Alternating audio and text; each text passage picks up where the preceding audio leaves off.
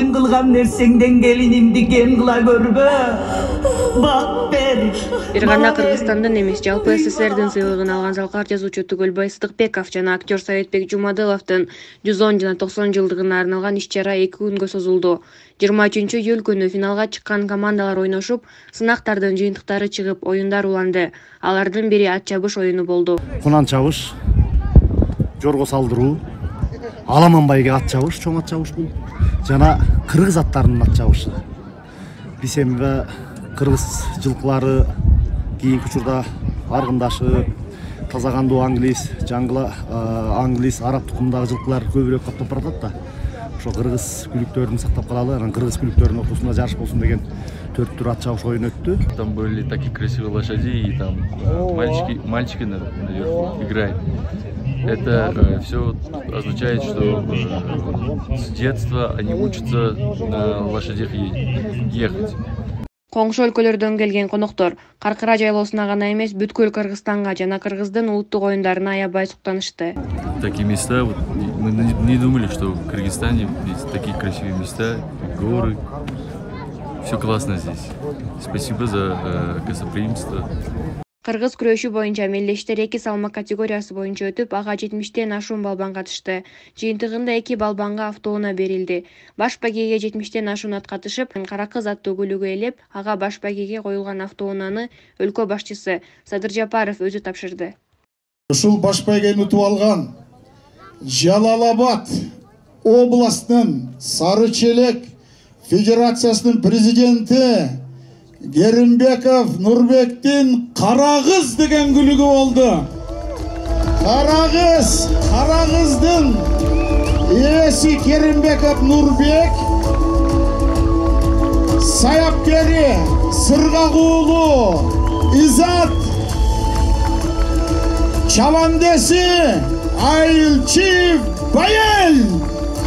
Мына ата туугандар, Карагыз, күлүгүбүз Карагыз. Ошондой эле эрегиш, кыз кулмай, кунан чабыш ат оюндары жыйынтыкталып, аларга да акчалай белектер берилди. Жол Исламова, телерадиокомпания «Волна Иссык-Куля».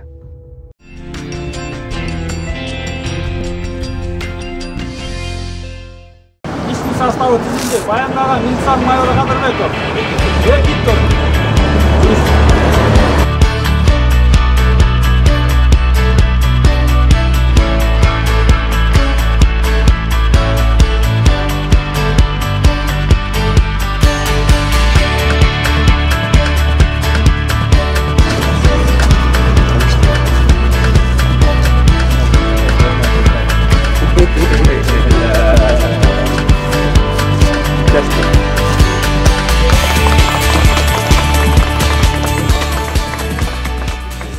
Азыр именно жаңы имараттарды мындай участкалар отурган жерлерди мындай ачыгыраак жолдун боюна ушундай опорный пункттар коебуз, таяныч пункттар. Ушундай алдын алуу борборлор эми область боюнча көп пландап атабыз. Эң биринчи ушу Балыкчыда ачылып атат.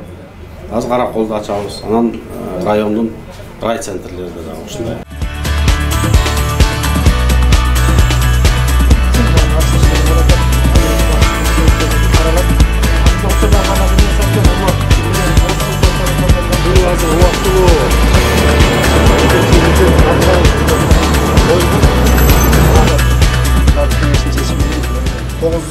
Бул долбоордун жалпы наркы ушул Бириккен Улуттар Уюму тарабынан 70 000 сом каржыланып, ушул контейнер алынган. Калган каражатын болсо ушул жергиликтүү бийлик тарабынан, мэрия тарабынан каржыланып, ошондой эле ички иштер бөлүмүнүн өздүк салымы негизинде жалпы турушу бул ушул 180 000 сомго барып ушундай эми ачылып жатат. Андан тышкары ушул ички жабдыктары, мебелдер дагы берилди.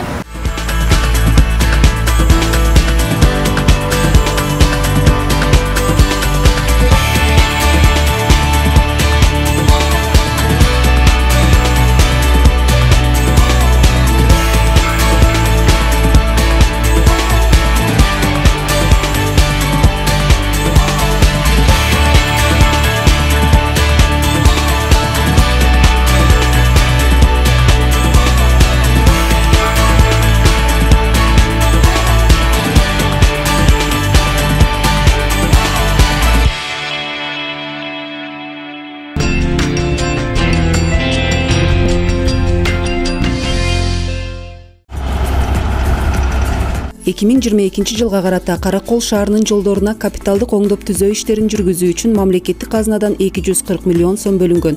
Ошентип азыркы тапта Каракол шаарынын көптөгөн маанилүү көчөлөрү жасалып жаткан учуру.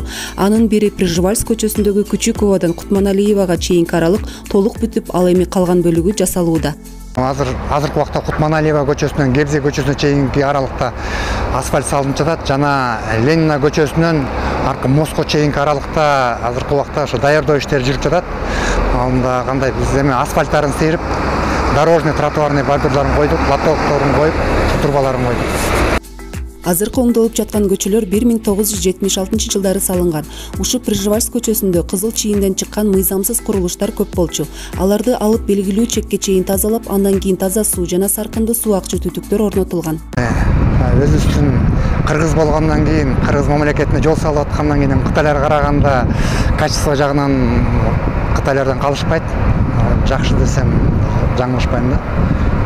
Анан бүтөп срогунда Ушу 22 проект 22 жыл ноябрь айына чейин пландалган, бирок ушу сентябрь айына чейин бүтөбүз деген оюбуз бар да.